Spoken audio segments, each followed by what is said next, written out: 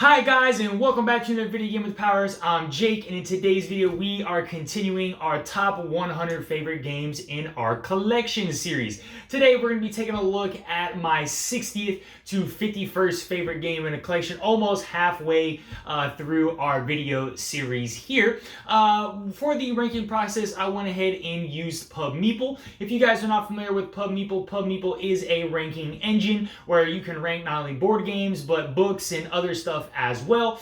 Specifically with board games, PubMeeple allows you to kind of link your BGG account and pull up all of the games in your collection and then rank them side by side, which one you like better, and then it'll generate a list for you. And so that's what I went ahead and did, and that is the list that we're using for this video series. But I hope you guys have been enjoying this series and kind of getting an insight on some of the games that I like to play.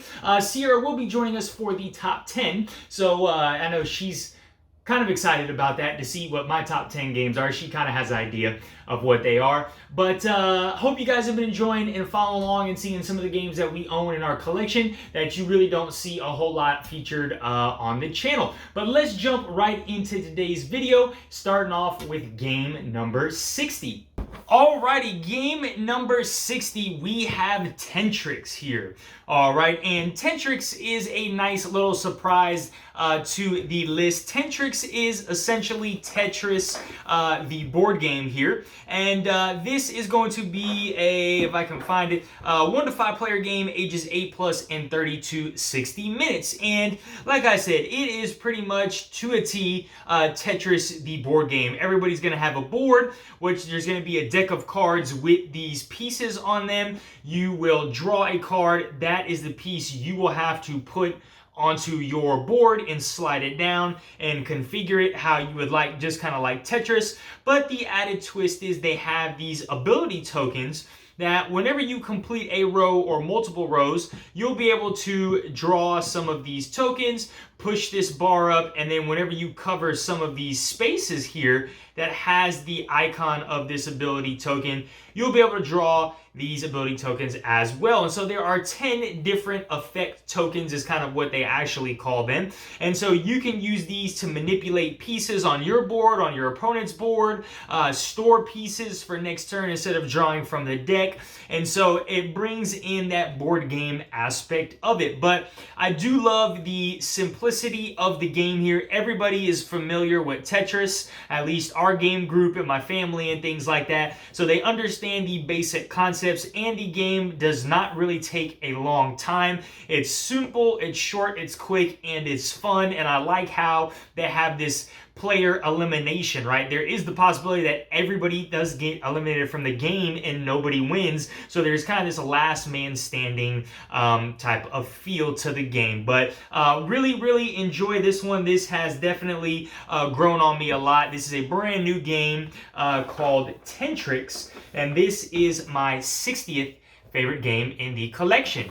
All right, guys, this is number 59. We have Wyrmspan. Wyrmspan is a 1 to 5 player game, ages 14+ and right around 90 minutes. Everybody, I'm sure, has heard of Wyrmspan. Wyrmspan, this was kind of a big hit. This is essentially Wingspan, but with wyverns or dragons. But wyvern is actually the specific term right here, because wyverns and a dragon is two different things. But it is inspired by the core mechanics of Wingspan. We have only played Wingspan once, and we really haven't dove deeply into Wyrmspan just yet. We've only managed to play this about 3 times, but when we did play it, we did have a very enjoyable experience. I've heard a lot that the mechanics seem to be a little simpler in Wyrmspan. Like I said, we've only played Wingspan 1 time, and that was a couple of years ago at a convention, so I'm not too familiar with it. But the artwork, the presentation is nice. I like how the cards, you get like a little manual on each of the different wyverns here.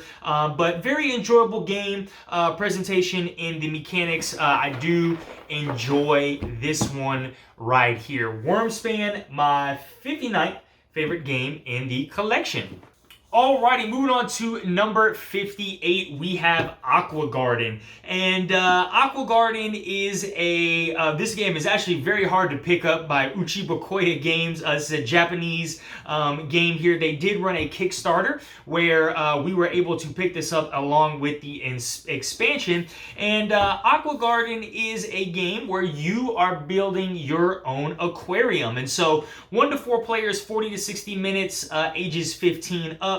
And so you're going to have this game board with these different fishes and aquatic creatures around here. And then you have like this a pool, this giant pool of stuff that you can pull from. But you are going to have your own board. And let me zoom in here to kind of give you guys a better look. But this would be the game board. And these are all spaces that you're going to move a little meeple around. And when you land on these spaces, there are fishes and turtles and things like that. You're going to collect that animal. And then you will have to put them in one of your aquarium spaces. And there's going to be certain criteria, right? These animals are going to need oxygen, so you'll need coral in here as well in order to supply them with some oxygen. And then, yeah, I mean, that's pretty much the game. And depending on the different types of animals here, you are going to score different points, right? There's different combinations of different animals that you're going to combine. And then some of the animals themselves will have scoring conditions, right? There's like special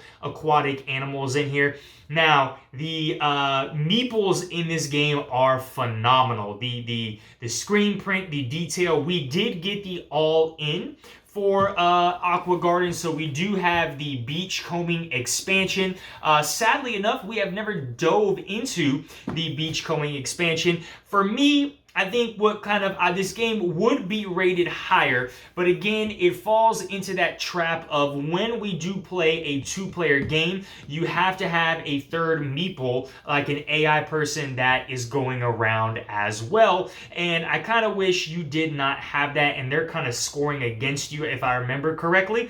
And so that was kind of a turn off for us, but talking about Aqua Garden kind of makes me want to dive back into it and especially try out that beachcombing expansion because we have not done that yet. And I'm curious to see getting this to the table a little bit more if this would be a little higher up on my list. But very awesome, very unique set collection type game where you're going around a board, picking up different things and putting them in your board here. So this is my 58th favorite game in our collection, Aqua Garden. All right, moving on to number 57, we have Trailblazers. This is coming to you from Bitewing Games. This is one of the very first games from Bitewing Games that we own, but Trailblazers, and of course this is the deluxe edition here, but Trailblazers is a 1 to 8 player game, 30 minutes, ages 8+, and before I flip this game over, I do want to take this little box of meeples out here, because they will be all over the inside of this board. But Trailblazers is a fun, puzzly game to me, where you're going to have these PVC cards, and again, like Planted and 7 Wonders, you are going to have a hand that you're going to draft 2 of these cards from and pass it out to the next player.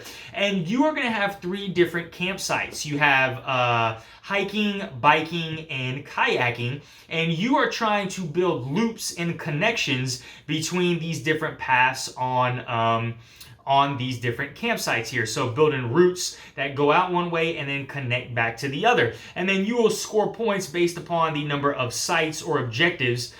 These little dots here that you pass will give you points. But what's really cool is there's other multiple ways to play this game, right? You saw a lot of these screen printed meeples, so you can add in like animals. So when you put a card down, you can put an animal down on that card, and that will help score for that route as well. And then they also have this like traveling mode where you have like hiker, biker, and a kayaker going along the path, and you want to try and build out a path that they can follow in order to score points as well. There's also going to be scoring objective cards, but like what's cool about this game is it's super simple, it's super fun. You're literally just drafting these cards, trying to create these routes, and so it's a lot of strategy in that. And then with this edition for us, it does come with the small little carabiner, so we can have a travel edition of the game right here, which is everything that's in this little thing. So it's nice, small, and compact travel edition of the game. So we can play it if we happen to go traveling, which we have done that before, and it is awesome. But this is Trailblazers. All right, the puzzly root building game of outdoor adventures, which is my 57th favorite game in the collection.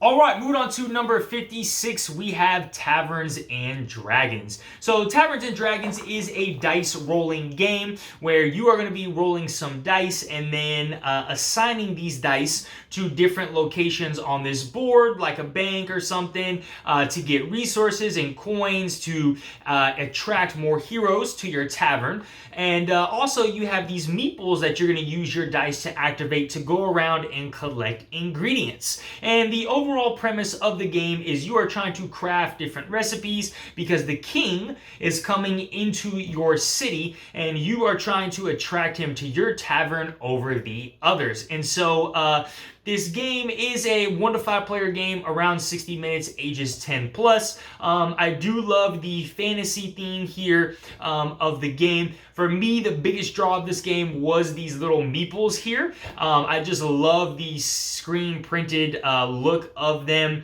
I also like the artwork here. It reminds me very like World of Warcraft-esque, right? Or like a Warcraft-esque, or Orcs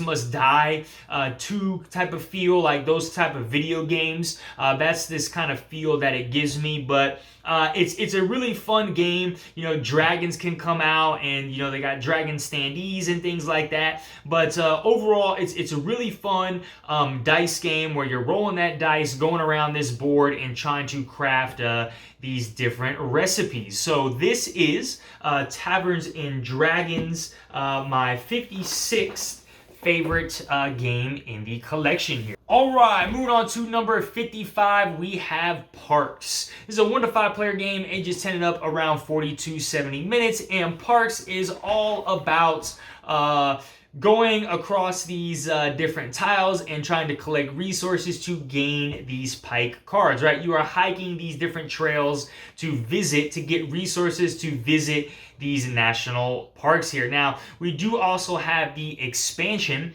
Nightfall, to this game, and I think the game is significantly better with the expansion. I think the game for me would be lower on the list if I were to just rate the base game itself, but when I did take Parks into account, I did take that expansion into account as well. But like I said, there's going to be these trail tiles. You can see some of them right here that are going to be lined up in a row, and you are going to have a meeple that you're going to be sending down this trail to collect these different resources that you need to visit these different national parks. Artwork here is phenomenal. You know, this is one of those games for me that I don't play it for a while, and then Sierra's like, hey, let's play Parks, and then I play Parks, and I'm like, man, like, I really do enjoy this game a lot. But number 55, 55th favorite game in our collection here is Parks. All right, guys, let's take a look at number 54, the Bazaars of Ubar. All right, the Bazaars of Ubar is considered an engine building game, but I think of it more like an economic type game, because essentially the premise of the game is you are drafting tiles, okay? And then with these tiles, you are going to be able to trade in goods that you have for other goods, or generate goods and things like that. You're taking these goods and you have a cargo ship that you're trying to manipulate to kind of fit all these goods. And then at the end of the round, which there's 3 different rounds here, you're going to have a market card that is going to tell you the price of certain goods, okay? And so, like, some of these goods are carpets, treasure chests, scarabs, lamps, things like that. And so then you have the opportunity to sell these goods to the people in the sky here, the winds of the Bazaars of Ubar. and get coins, and that is what you're trying to do. The player with the most coins after 3 rounds is going to be the winner. But I do enjoy the engine building part of the game here, where you're drafting these tiles, and on these tiles are these different arrows and symbols that you want to be strategic in where you place these tiles, because they can activate other tiles that you have already placed. And then, of course, like I said, with Raccoon Tycoon, sometimes I am in that economic mood. And so this is kind of a niche game for me, because I do think of this more as an economic game, because I'm trying to get goods and then sell them at the end of the round. But we do have the Kickstarter edition of the game. So we do have the metal coins, which feel really nice. We have the game tray boat bases. And then I also have the playmat, which I think is a phenomenal part of this game. But this is our my 54th favorite game in the collection, the Bazaars of Ubar right here. All right, moving on to number 53, we have The Hunger. And The Hunger is a deck building game where you are playing the role of a vampire, all right, and you are trying to go down from your castle all the way around to the graveyard and collect a rose, and then come all the way back. This is a 12 plus 2 to 6 player 60-minute game, but for me, what makes this game stand out so much is I almost consider this game as a reverse deck builder, okay? Because a lot of the cards that you have here are going to have a number assigned to them, which is your speed or how many spaces you are able to move. Well, what happens is, obviously, you are going to need to feed during the course of the game, and so you are going to need to collect citizens and stuff like that in order to feed yourself to continue to get where you need to go. But you can't just go around and start feeding on everybody that you see, because these citizens are going to slow down your deck. So you can see some citizens give you 0, some give you -1, and things like that. So if you just recklessly go around and start feeding on people, then your deck is going to be huge, and you might not be able to move anywhere, because once the sun rises, if you are not back at a certain point, you get burned alive. And so I really do enjoy this game, because it's like I said, it's a reverse deck builder, but it's also a race against the clock.